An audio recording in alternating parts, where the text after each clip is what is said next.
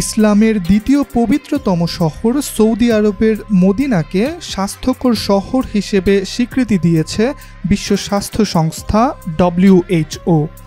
মুসলিমদের দ্বিতীয় পবিত্রতম স্থান মসজিদে নববীর শহরটি ৮০ পয়েন্ট পেয়ে এই স্বীকৃতি আদায় করে নিল।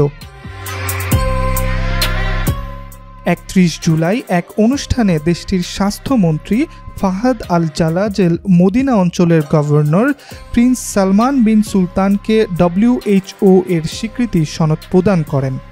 এর আগে ২০১৯ সালেও এই স্বীকৃতি পেয়েছিল মদিনা।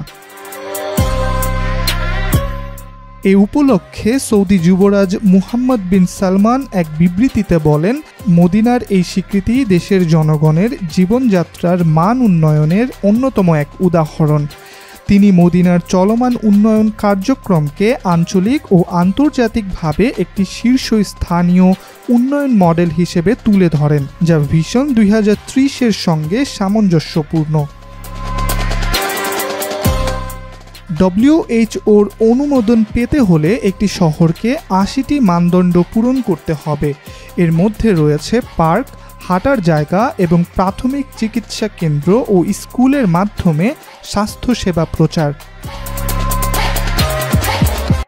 WHO সৌদি আরবের আরও ১৪টি শহরকে স্বাস্থ্যকর স্বীকৃতি দিয়েছে।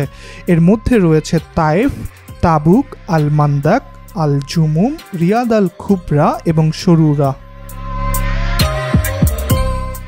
ইব্রাহিম হোসেন, আজকাল।